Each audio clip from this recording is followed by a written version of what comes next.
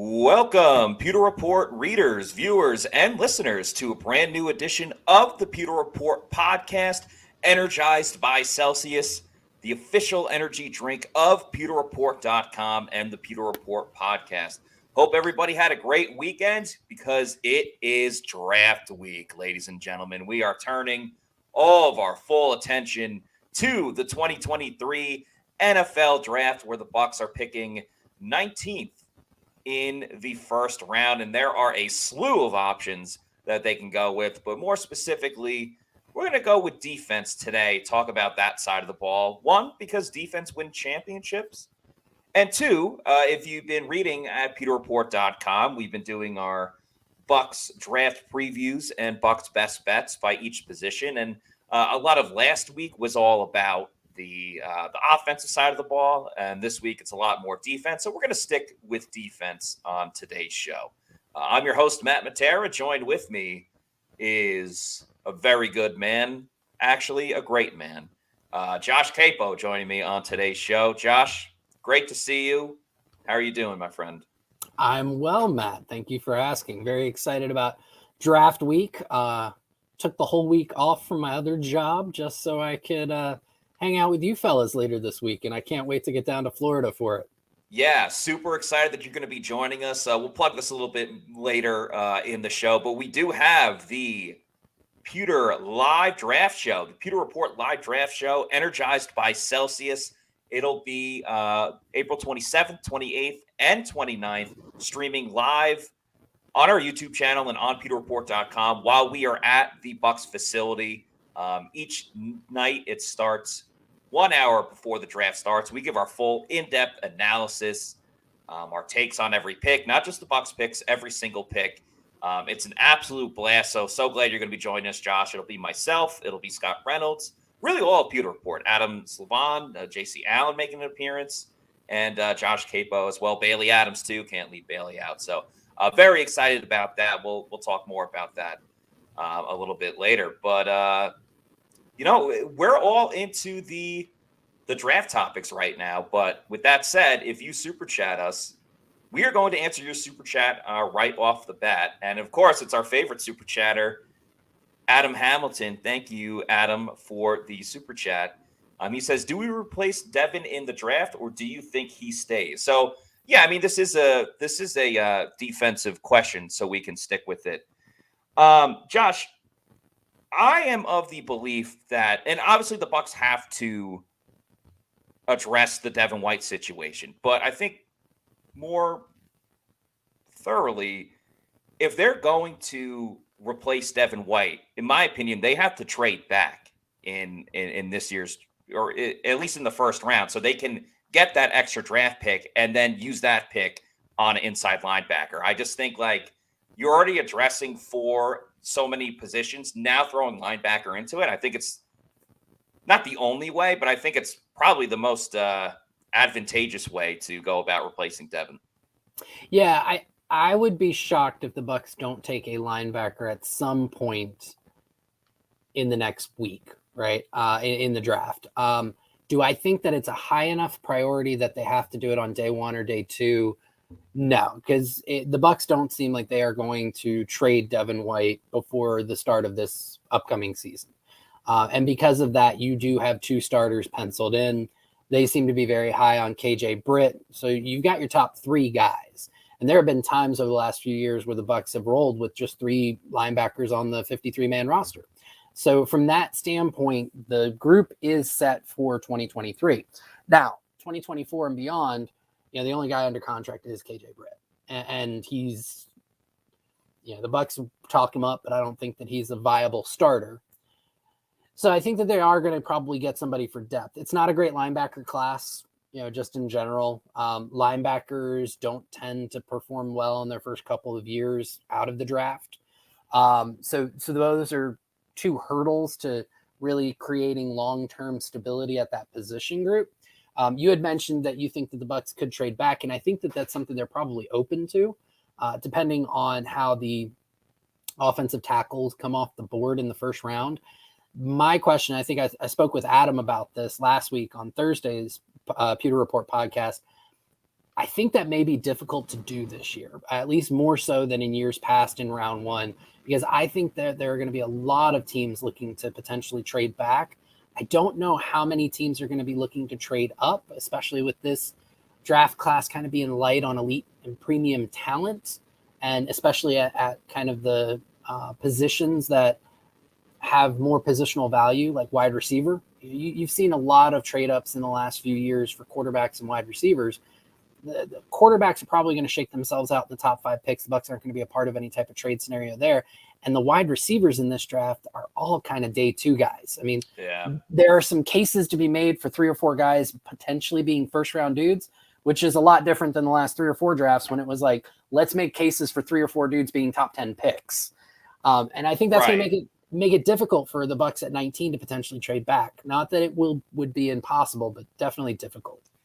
It is crazy talking about the wide receivers where, like, last year's draft class, it was so many in a row, so many in that first round. It began with Drake London. Garrett Wilson obviously went off the board too. Chris Olave. So it was stacked last year. And this year's draft class, kind of more thinking like Quentin Johnston, maybe a late first rounder. And I also think it's really difficult for the Bucs trading this year. And it doesn't necessarily have to be in the first round. You know, if they want to do it in the second round or whatever, that's totally fine too. But you look at the front of this year's draft class, and obviously the Panthers already made the trade to get to the first round. The Texans are an absolute wild card in general of like what they're going to do. There's whispers of they might not even draft the quarterback, and they could go, you know, with an edge or something like that, or maybe they'll end up trading back. So yeah, there are a lot of teams that are kind of susceptible. We're not susceptible, but just like open to trading that are way ahead of the Bucs, where you know, the Bucs kind of like last man standing, just looking around. What are we going to do now? That comes down to, I mean, they're only, depending on who you talk to, who's really reviewed this draft class, somewhere between 5 and 8 elite talents, like blue chippers. And a couple of them have their own question marks, right? And then true first rounders. And what I defined a first rounder as is a guy who can kind of step onto the field and immediately be average to better at his position from day one. And maybe 15 of those guys, if you squint. And that makes it difficult, you know, for teams to justify the immense amount of draft capital that it requires to move up in the draft, in the first round. Yeah, very true. Good points made there. Want to give a shout out to everybody in the chat right now. Appreciate all the Pewter people. Devin Green says you need 2 linebackers in this year's draft. And Shaggy says it's the most wonderful time of the year. Yeah, a lot of football fans and obviously draft analysts, they look at this like a holiday. And it very much could be. Let's stick with the linebackers for a second. We are going to talk about really all defensive prospects and get into some of the Bucs best bets and the pre-draft previews. Everyone at Pewter Report's been doing an awesome job just getting player after player with these great reviews and a ton of great insight. So I'd recommend everybody to go and read it when you get a moment. Josh obviously did a fantastic job as well. But right now, defensively, we have defensive tackle and edge rusher both out on pewterreport.com. We haven't dropped linebackers yet or some of the other positions. So as far as it goes for linebacker, if the Bucs get into that situation, obviously Jack Campbell out of Iowa is a name that we've talked about a lot. Drew Sanders is rated as the number 1 linebacker prospect on Dane Brugler's The Beast. Yep. That's obviously a huge one. Excellent read. Go out and get it if you haven't. I mean, it's amazing what he does. 1,000,000%. I could not agree more. I've been a big fan of Deion Henley as well out of Washington State. Don't necessarily know if the Bucs love him, but just in general, I like him. Derek Hall, of course, you know, we're all obsessed with Aubrey Miller Jr. We played a little Aubrey Miller Jr. roulette on our mock draft last week of like how, like, is this the round that we draft him? Big fan of his. But just for you, Josh, I know Jason Licht came out and said this isn't the strongest linebacker class, but is there anyone, whether it was a couple of the names that I just rattled off, or any other linebackers that you've been looking at that you would be okay with the Bucs taking a flyer on? Maybe not in the first round, but you know, to find an eventual maybe not even a successor, just someone that can start an inside linebacker if something happens to Devin White or Levante David. Yeah, I agree with Jason Light in that this isn't the deepest or the strongest linebacker class. I think it's interesting from two different perspectives when you put a Bucs lens to it. The number one guy on my board, I think that there are ways that you can parallel the strengths in his game to not Devin White, but to Levante David. Right. So Levante David wasn't the most athletic linebacker in the world, right? He wasn't this guy running a 4.4 40 like Devin. I think he ran like a 4.6, right? But the thing that makes Levante David so fantastic at the linebacker position is it's almost like he has he's clairvoyant, right? He just knows where to be. It's the football instincts. Yes. And somebody in this draft class, and this is why he's number one for me on the inside linebacker position group, is Jack Campbell out of Iowa. And Campbell, when you watch his tape, he's just never out of position. He always knows where he's supposed to be. He's diagnosing the play really well. He gets to the spots. Now, there have been some questions about his athleticism. I think he answered a good portion of them at the combine, where I think his relative athletic score ended up being in the high 8s or low 9s, which is phenomenal. A lot of draft analysts say that he isn't as fast as the 4.6 40 he put up, and I would probably agree with that. But what he does is, because he's so great right off the snap and he knows where he needs to be, he gets there faster than guys who are quicker than him. So if you're thinking about like somebody for long term to replace not Devin, but to replace Levante, somebody like Jack Campbell, I think, is a great pick. And he's going to be somebody who goes maybe late first round, early second. So the Bucs would have to potentially consider him at 19. I think he'd be a stretch there. If he's there at 50, I would race that pick in because I just think he's very good at football. On my big board, he comes in at 33rd. So just outside of that, first 32 picks for the first round. Beyond him, the interesting thing when you look at it from a Bucs lens is there are a lot of linebackers in this class who you wouldn't say are first round talents or second round talents. Sure. But the one skill that all of them kind of pop with at a really high level is they blitz really well. And we're talking about guys like Drew Sanders, who you mentioned, kind of number one on the board. He's somebody who I think at Alabama, they actually had him as an edge rusher. And he transferred to Arkansas, and they made him an off-ball linebacker, and he did pretty well in that last season there. But he's fantastic at pass rushing to the point where a lot of draft analysts are like, maybe let him put on 10, 15 pounds because he's 6'4", 235, I think is what he came in at the combine. And he's a really good pass rusher. Trenton Simpson, who, he's smaller. I don't think there's any way that he would ever be an edge rusher, but really great at rushing the passer, coming in as a blitzer.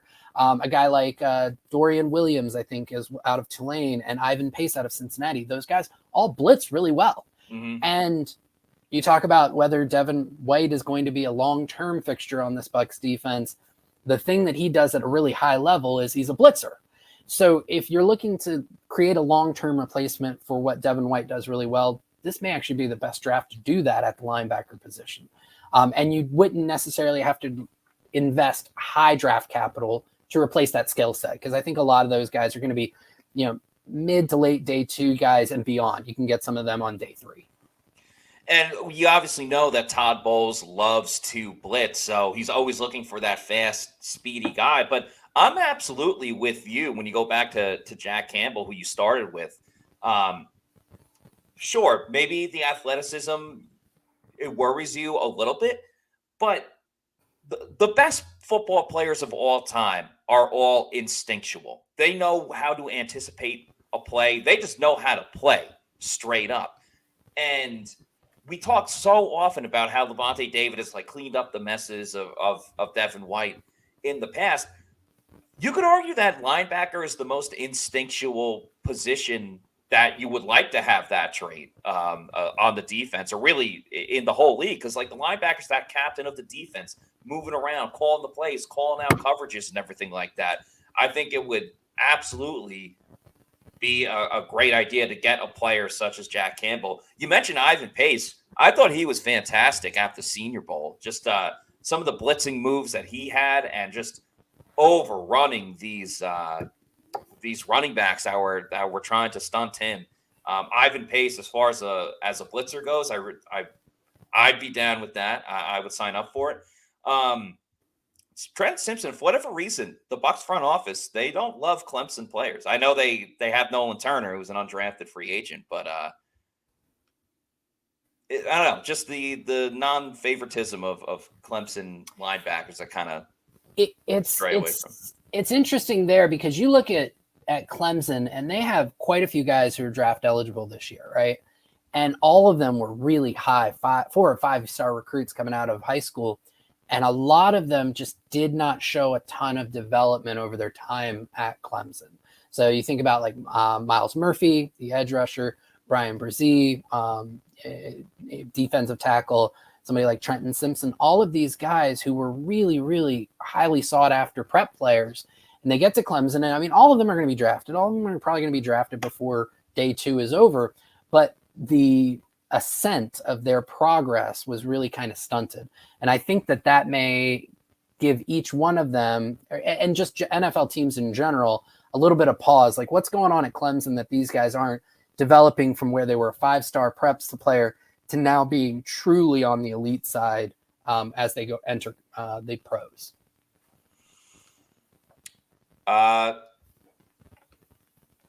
Sorry, lost. Reading the chats, man. It's just very interesting. Flash Gordon says, "I'm so back and forth about Trenton Simpson." Yeah, I hear you there, Flash. I'm right there with you, bud.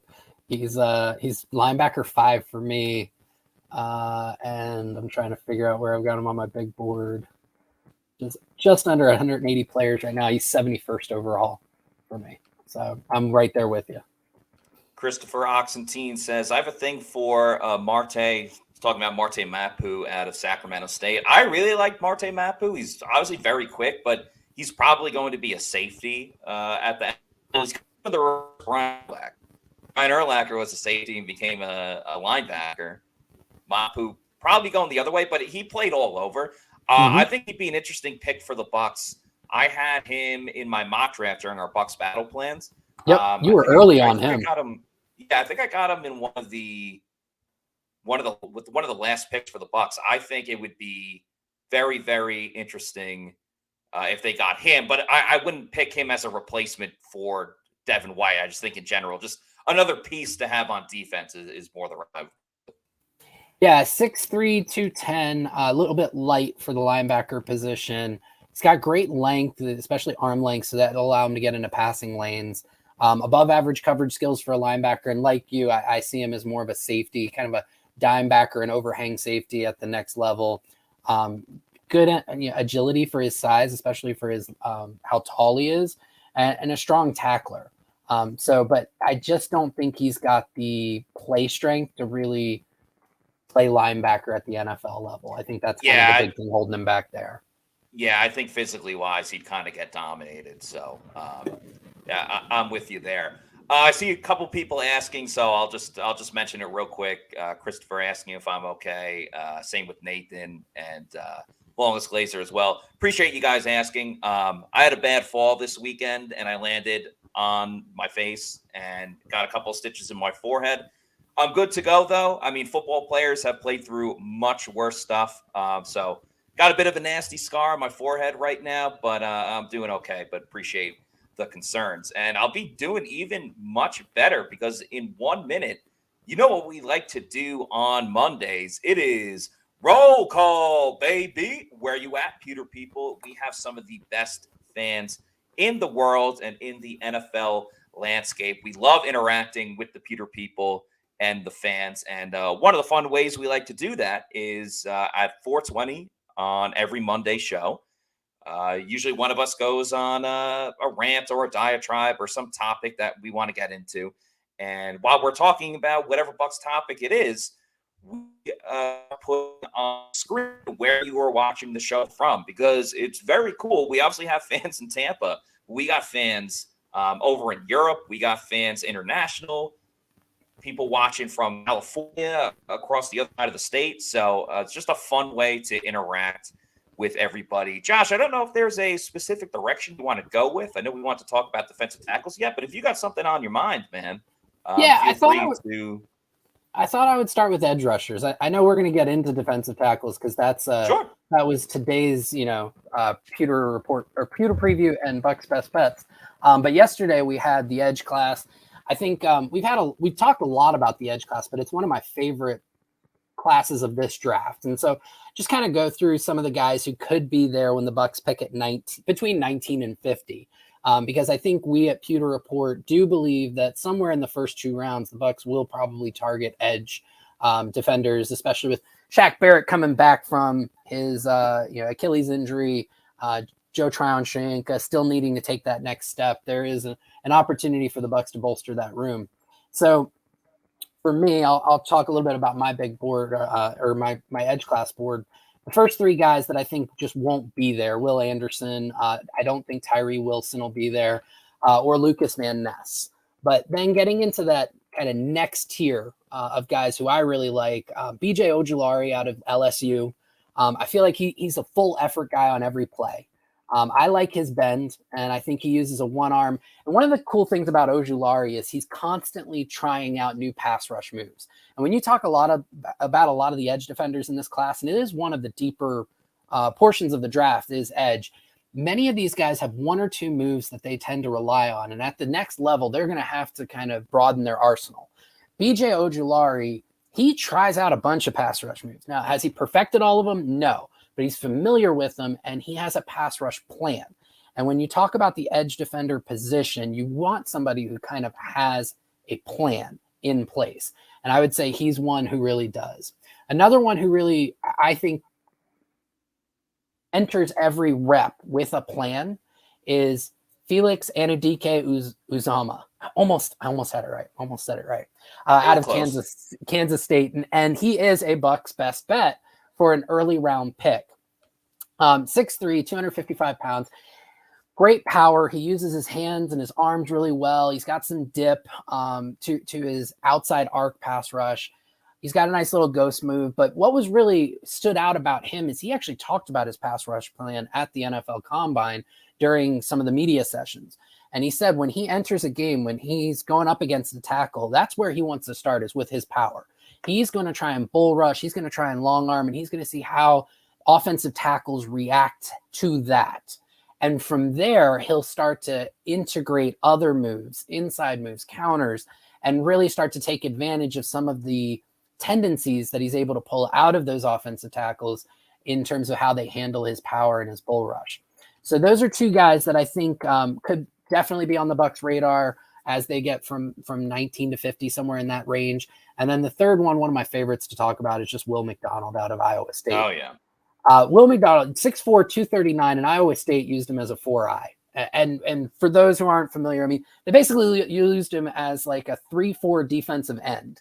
And at his size, for him to actually be able to compete against interior defensive line or offensive linemen, just every snap he was given at 150%. I think he's got great use of his arms as well. Speed, burst off the line is fantastic.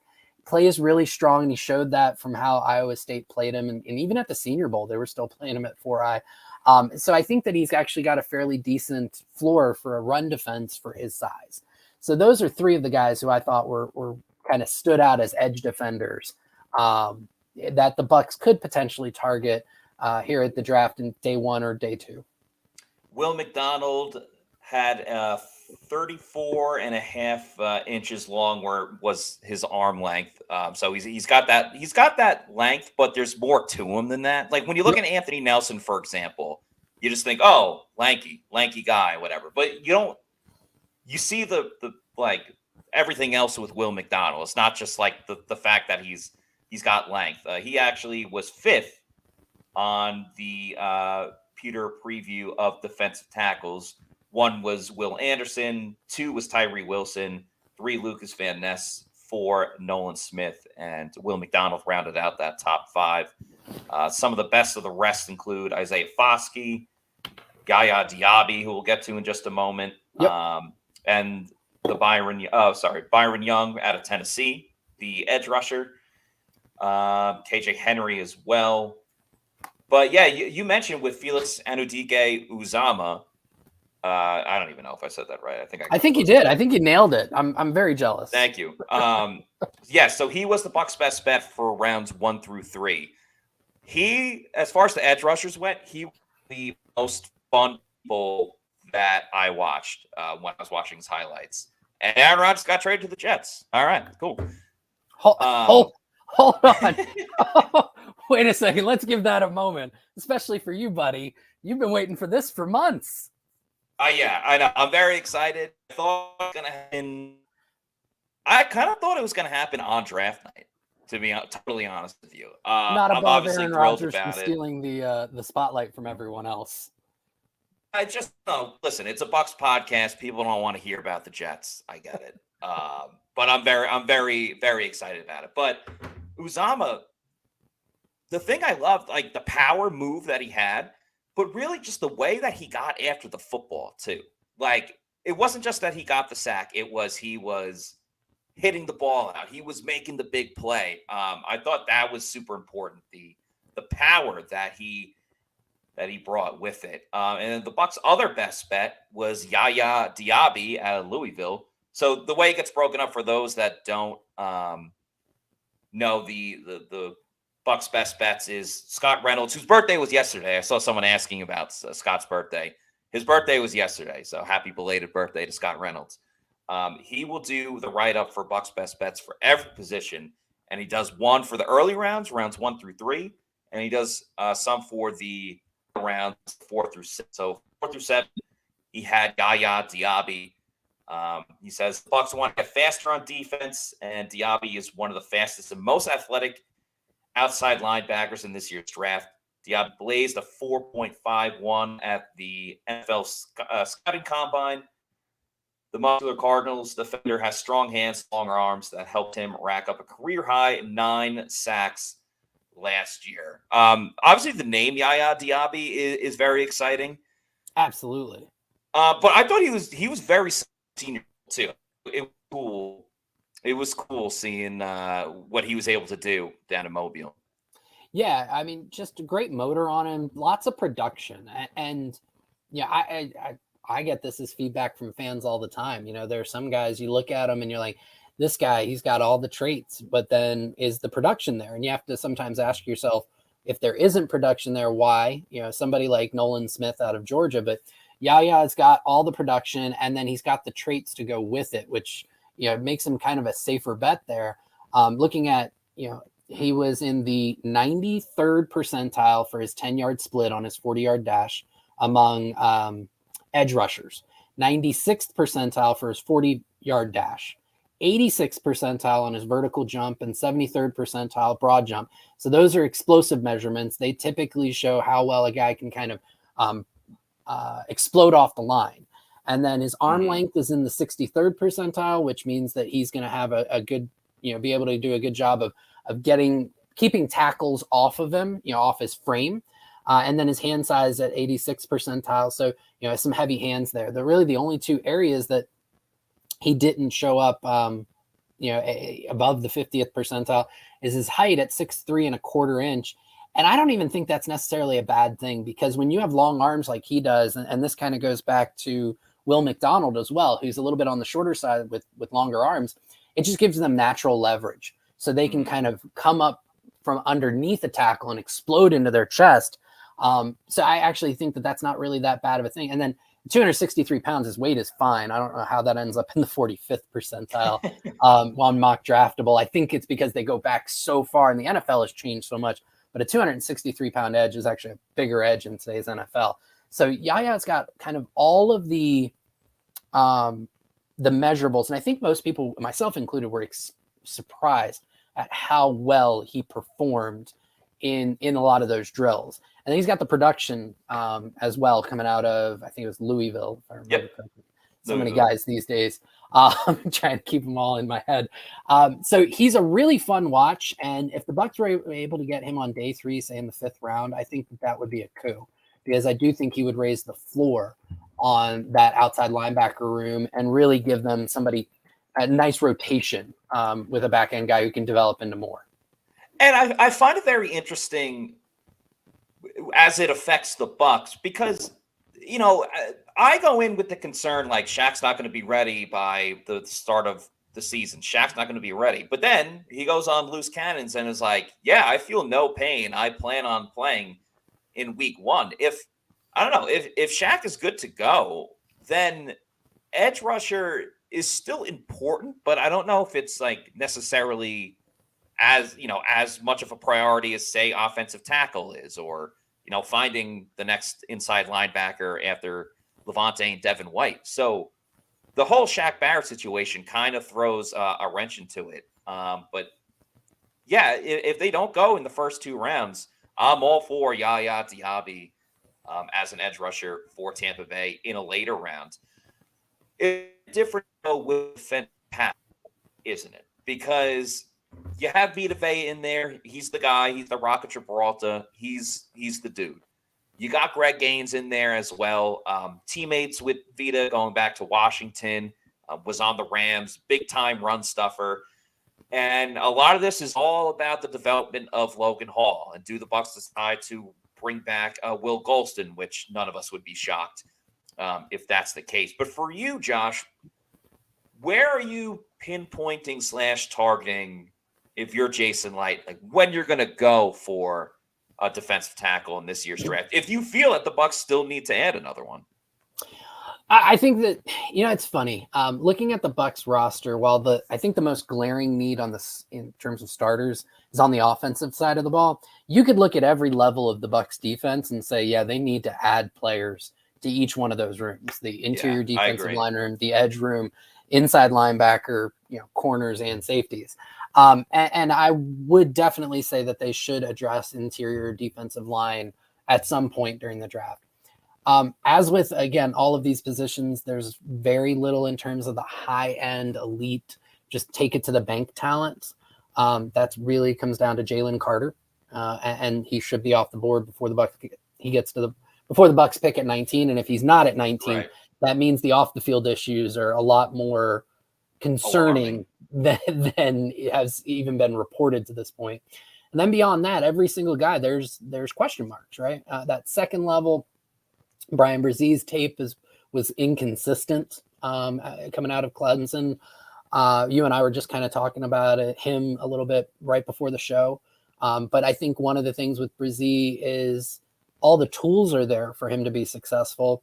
And there is a very good reason why he may not have put up the best tape last year.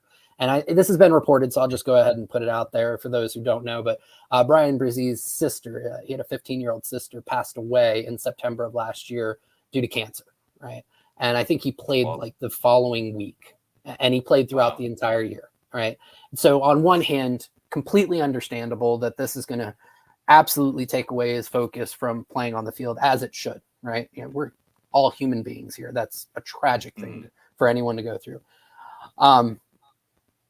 On the other hand, the character, in order to be able to still play, and try and play at a high level, absolutely, in a Power 5 conference, is incredible. And I think that goes to the person that he most likely is. But that doesn't mean there aren't question marks around him, right? Somebody like Mazi Smith out of Michigan, who I absolutely love. I think he could come in and be a very good nose tackle from day one. Didn't show a ton of pass rush ability at Michigan. Part of that was because the way that they had him play, just his starting stance didn't give him a chance to really push up field because they kind of had him in a 4-point stance, very squared off. You look at somebody like Kalijah Cansey, size concerns. And then the Bucs' best bet for rounds 1 through 3. Here we go. Let's see if I can do it.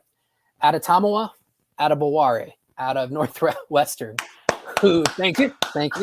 Been practicing for 3 weeks now, every night in front of him here. Adebawore had absolutely insane measurables at the NFL Combine. He was putting up better numbers than Trayvon Walker, last year's first-round pick, or number 1 overall pick. Mm-hmm. And the reason Walker was drafted number 1 overall by the Jags was because of it wasn't, production at Georgia. It was because he was this freak athlete. Adebawore was matching or beating him in all these measurables at 10 pounds heavier. There are questions about what position is Adebawore going to play at the next level. He could drop 10 pounds, be a big edge. He could add 10 pounds, be a small interior defensive lineman. And his production wasn't phenomenal out of Northwestern. So there's question marks. So there isn't a perfect prospect at this position group, and the Bucs have an opportunity. They should go and find somebody. Now, that's not to say there aren't guys that have some traits that the Bucs should try and bet on. All right. And for my money, I love Adebaware. You know that. I've been in the group chat all about him for months now. Another Senior Bowl standout, a guy that's like really got onto the scene. Adetomiwa Adebaware. I heard he likes to go by Tommy, which makes it a lot easier. Does he really? I cannot tell if you're joking with me. Right? No, I did hear that. I did hear he likes to go by Tommy, which I'm hoping if he gets drafted by the Bucs, I absolutely, to God, hope that he does. Now, with that said, I got to interview him at the Senior Bowl. Yes. Did not know that, and I used his full name, and luckily I got it right to the point that he was willing to continue the interview. But yeah, I'm hoping if the Bucs do draft him, that it is in fact true that he likes to go by Tommy, because that is a lot easier to pronounce. Yeah, that would it would make it easier on the rest of the media. Exactly. Though I will say it has helped me with like Ndamukong Suh. You might look at that and say, "Oh, it's a little bit daunting." It's really not that hard, but I think just like typing it over and over and over and over, it's like repetition. By the way, speaking of Ndamukong Suh, he was at the Lightning game the other night. They showed Vita Vea on the screen, but Ndamukong Suh was there as well. A couple of other Bucs players were there as well. Ko Kieft, Pat O'Connor, Nolan Turner. A couple of Lightning player or a couple of Bucs players supporting the Lightning. So a bunch of players from the Bucs 2022 team were at the Lightning game where they lost the game late. Makes sense. Yeah, I think they lost in overtime. Yeah. I see where you're going. The other Bucs best bet. Also, I wanted to ask you just to go back to Jalen Carter. Do you think there's like, I don't want to say all this stuff honestly is a concern, but do you see him going past 10? I don't like the fact that he's not even talking to teams that are past 10. Just right. I don't think that he goes. I don't think he makes it past 10. For stuff like that, I'll put out sometime before the draft. I think I already did one. I'll do my 2.0, how I kind of see the first round playing out, right? My guess at it. A bunch of people put out a first round mock. I tend to use the betting markets to make some of those decisions. And I think the over under on Carter is 6.5, somewhere in that 6 to 7 range. And the betting markets are actually really, really good at this stuff. So I don't see him going past 10. If he does, I could see it being a huge slide, though. At that point, you got a lot of teams who did not get a chance to bring him in for a top 30 visit because of his stance that nobody outside of the 10 is allowed to interview him for top 30. And then, how good were their background checks on him? So, Al, I agree. I think Al Bundy says 5 to Seattle is my guess. Seattle's in a very interesting spot because they have 2 first-round picks where, like, they could get a quarterback if they really wanted to. I know they have Geno, but they're not, like, crazy long-term committed to Geno, like, if you look at the details of that contract. But if Jalen Carter's there, it's like, well, you still have Geno, so you can get a quarterback later at another time. That would be kind of interesting to me. The other Bucs best bet at defensive tackle is Bowling Green DT Carl Brooks. Also a very large 3 defensive college, so would move inside at the NFL level. He's a little bit bigger at 6'4", 304 pounds. He was a big-time producer at Bowling Green. He had 27.5 sacks and 10 as a senior. So you talk about that production, and that's right there for him. Scott Reynolds goes on to say, Brooks also made a successful transition to defensive tackle at the Senior Bowl, where his hand-eye coordination and agility gave guards fits. He's not as athletic as Adebaware and figures to be a day 3 selection, likely in the 4th or 5th rounds. Brooks has enough size to be a scheme fit in Tampa Bay, but will need some time to make the jump from the MAC to the NFL. Yeah, I mean, one of the first things I look for personally when I'm at the Senior Bowl and things like that is how do the small school guys stack up against the SEC players, the Big Ten, all that type of stuff. So once you check that box, you're on my radar. Yep. So definitely respect that from Carl Brooks. A couple other guys on this list, not best bets, but later rounds. I liked Byron Young at Alabama. I did too. Yeah, quick first step, can get off the ball well. I think would be pretty good in stopping the run. I think the Bucs kind of need to get back to bases with that. But yeah, Byron Young, the Alabama Byron Young, not the Tennessee Byron Young. That was another guy on my radar that just looking him up, watching stuff, reading up on him. I don't know. He's a guy that I wouldn't hate if the Bucs went after either. Yeah, he's defensive tackle 6 for me on my board. So he has a really nice swim move, a good bull rush. He moves across gaps really well. He has really natural leverage and a cool little push-pull move. So a lot of kind of pass rush.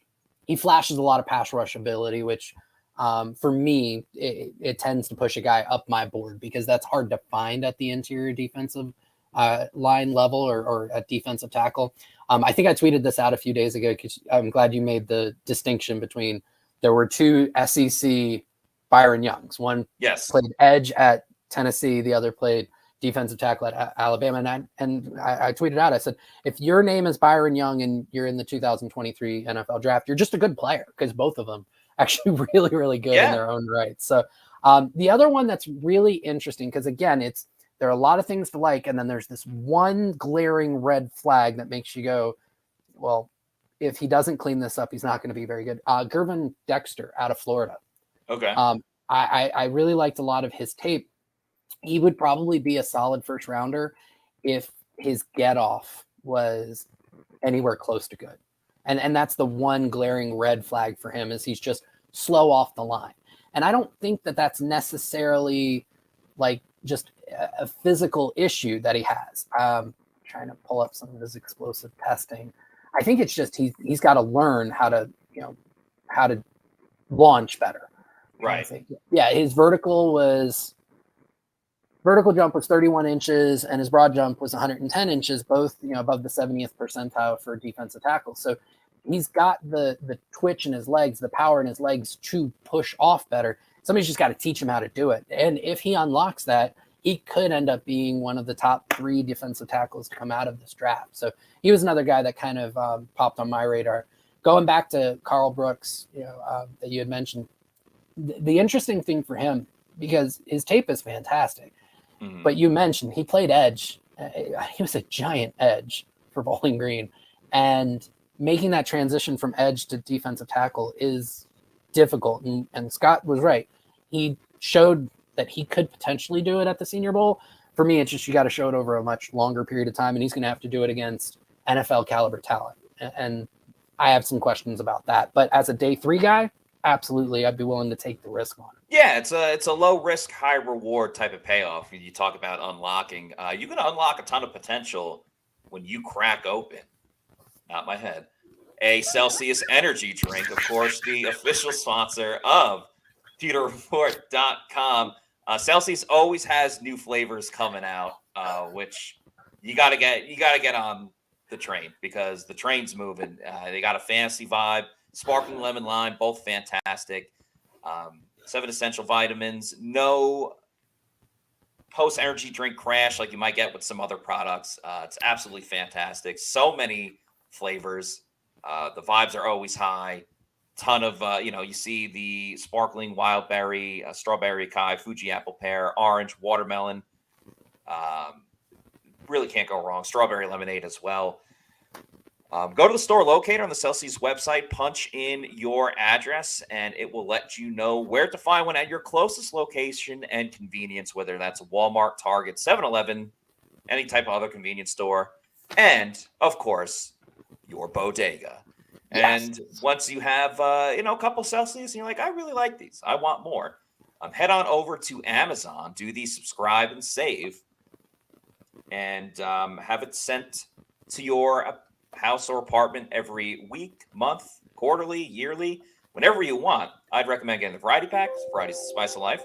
Just make sure you're drinking Celsius energy drinks, the official sponsor of the Pewter Report podcast. And of course, Celsius will be sponsoring the Pewter Report live draft show the Pewter Report live draft show energized by Chelsea. Very excited for this nonstop draft coverage from an hour before round one on Thursday, April 27th, all the way to the last pick on day 3 on Saturday, April 29th. We start an hour before the draft begins each day. Going to be super fun. We got a whole setup at the Buccaneers facility. We're going to be breaking down every single pick, giving our reactions, just reacting to what's going on in the draft. It'll be myself, Scott Reynolds, Josh Capo, Bailey Adams, JC Allen, Adam Sylvan. All Pewter Report will be there. Always a fun time. Catch it on our YouTube and pewterreport.com as well. Going to be an awesome time. Really looking forward to it. And Josh, glad that you can be there in person for it. I'm very excited for it. So, and going back to Celsius real quick, I'm going to plug one of my new favorites, which is the green apple cherry. Just got it last week. Definitely tastes like green apple. Fantastic. Took the wife to the gym this earlier today, and this was my post-gym drink of choice to give me the energy that I needed to get through the rest of this today. Awesome. Yeah. Shaggy also says Celsius pulled me through an 18-hour weekend road trip. Wow, good for you, Shaggy. That's a nice. That's a long drive. Josh, you tend to do long drives as well on road trips and stuff for work, so I'm sure you can and it will definitely get all of us putting down. Exactly, and it'll get all of us through this weekend because these Pewter Report draft weekends are no joke. They really aren't, because we take you all the way to the end, which typically is midnight, 1 a.m. Then we're getting the stories out following. Then we're up early to kind of regroup, and hit it again. So Celsius will be a big part of all of our lives. Yes, it will be. It will be flowing for sure.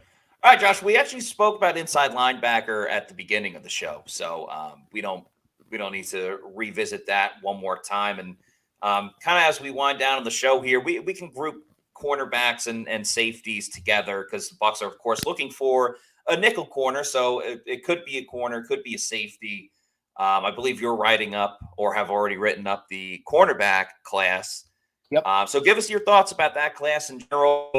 People that like Caillou Blue Kelly, obviously, is a name that if you read pewterreport.com, you have read about it. Of course, has a little bit of a connection to the Bucs as well.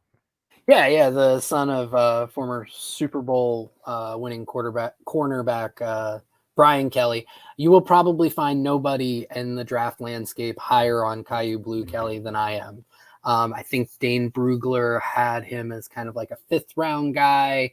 I've got him with a 2nd round value, so he will definitely be my guy, because I don't think anybody's going to be higher on him than I am. Now, with that said, is he potentially a Bucs target at this point? Not for nickel. I see him as more of an outside guy, which this draft has a lot of. But looking at potential nickel corners, one that I'm huge on, Clark Phillips III out of Utah. Now, is he a Bucs fit? 5'9", 184. His athletic testing was average at best. But the tape is just absolutely fantastic. He's twitchy. He's got short area quickness, fluid hips. He played most of his college ball on the outside, and that's really where he thrived. So, you talk about potentially outside-inside versatility, because at the NFL level, he is most likely going to be a slot guy. He's got burst through cuts, just fantastic tape all around. And he's somebody who's probably going to be a nickel corner at the NFL level. DJ Turner out of Michigan, who had an absolutely unbelievable combine. I think he had the fastest 40-yard dash out of all corners. Jacorian Bennett out of Maryland. He's willing in the run game. He's got slot versatility. Played that a lot in Maryland. He's somebody who reads quarterbacks well. He keeps his hand on the receiver, but not in a way where he's going to draw flags, and then actually reads out the play, the route combination. So those are all guys from kind of the cornerback class who I think could be solid Nichols. Garrett Williams out of Syracuse is coming off an ACL tear. Trevius Tomlinson out of TCU. He's probably the smallest guy in the draft at 5'8", 178, at least at corner. And then there are some safeties who have that kind of versatility as well. Quan Martin out of Illinois. I think all of us are pretty big on him. Think he's got some fantastic tape. Illinois just had a ton of fantastic guys in their secondary this year between him, Sidney Brown, who I think could be a fantastic safety with some slot versatility. And then Jair Brown out of Penn State could be another potential nickel corner. So there are some throughout, I think the entirety of the draft. And then Brian Branch, who I know is a big fan, has a lot of fans in the Tampa Bay fan base out of Alabama. He would be a slot guy as well. So the Bucs can really pick and choose where they want to target that position. And I think there's quality guys kind of up and down the draft at that position group. Yeah, and the fact that they brought back Jamel Dean and the fact that they signed Ryan Neal, it gives the Bucs a lot more flexibility and just the opportunity to just go pick that nickel slot corner and not have to worry about finding CB2 or safety 2 after Antoine Winfield Jr. I'm doing the write-up on the safety, so they've been a little bit more in my radius as of late. But yeah, Sidney Brown, I'm a huge fan of. He's the reason that I took him in the Bucs mock draft that I did for the battle plan. I just love the way he flies around the field. I love the athleticism. I love, like, you wouldn't draft the guy for this, but the turnovers that you would draft the guy for the turnovers he's created. Yeah, he's a playmaker. But the creativity in how he got some of those turnovers is really what I'm trying to say. I think he's a super fun player to watch. Brian Branch, we've gotten into a lot what he can do, just the overall, the physical ability, the game changer, game wrecker type of feature that he kind of brings to the game. Martin, as well, as Derek Hall says, Quan Martin or Sidney Brown for nickelback. Yeah, I'm down with either of those. Sidney Brown's my guy. Jamie Robinson, can't leave him out either. As you watch the class, Matt, do you mind if I ask you a question about it? No, go for it. Just the overall safety class. Do you find there to be a lot of like decent players, or are you a bit lower on the safety class overall? No, I think there's a fair amount of decent players in this year's draft class. I think the Bucs should address it within the first 3 rounds. But yeah, I think they could find someone in a later round too that, if anyone knows how to work with safeties, it's Todd Bowles. In my opinion, some of the guys are such, I don't want to say surefire, but such guys that you want to believe in and that you believe in just watching them, that it's nothing against the later rounds. I just really like the early round candidates for starting safety in this year's class. Yeah, I like what you said there. In terms of, like, for me, there are a few really good guys that again, to your point, I would probably try and target early, because I think that it's not a gradual fall off in terms of talent. I think that you have some high end dudes, day 1, day 2 guys, and then for me, it tends to fall off a decent amount to where then it's just kind of a bunch of just a guys, right? Like I'm trying to see 1, 2, 4 in my top 75. And then like it's a big jump, like jump off to the next group of guys. I think Antonio Johnson's like my safety 5, and he's at 108. So it's a big jump off. So that's kind of what I saw. And I was just curious what your opinions were there.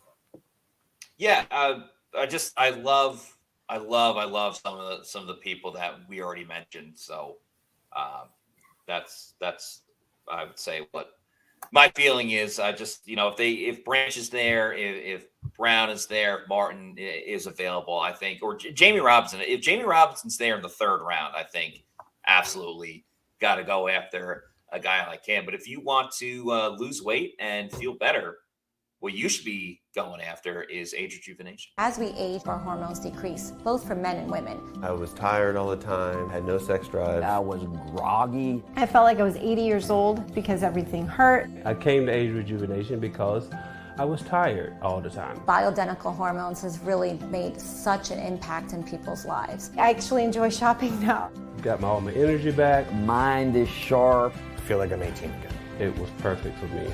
Get with age rejuvenation. Do it now. Don't wait. Call Age Rejuvenation today. Feel better, have better sex using age rejuvenation. Go to agerejuvenation.com. Get a free consultation. It's absolutely free. Scott Reynolds has spoken very highly of it, how he's feeling younger, how he's lost weight from it. And so if it helps him, it could definitely help you as well. That's Age Rejuvenation. Go to their website, see how they can help you. All right, that is pretty much wraps it up for today's show. Going through the entire defense. You know, Pewter Report is defense first. At least Scott Reynolds is, and he's the face that runs the place. Yeah, he sets the tone. We're happy to talk about it too. We got a very, very, very busy week coming up. Very excited. Pay attention to pewterreport.com. We'll continue to have the Bucs best bet and the breakdowns of each position. We got linebacker coming up and corner and safety as well. Please follow us on our social media on Twitter, Instagram, and Facebook at Pewter Report. Of course, on YouTube, Pewter Report TV. Check out the live draft show starting this Thursday, 1 hour before the draft starts. You can find it on our YouTube channel and on pewterreport.com as well. It's going to be awesome. One more scheduling note. We will have a show tomorrow, but no show Wednesday. And then we have shows Thursday, Friday, and Saturday. So put that on your calendar. Show tomorrow. We're actually going to be talking about Scott Reynolds' final 7-round Bucs mock draft. So a lot of exciting things to get in on with that one. But until then, for Josh Capo, I'm Matt Matera saying thanks everybody for watching. And we'll see you tomorrow for another edition of the Pewter Report podcast. Peace out. Out.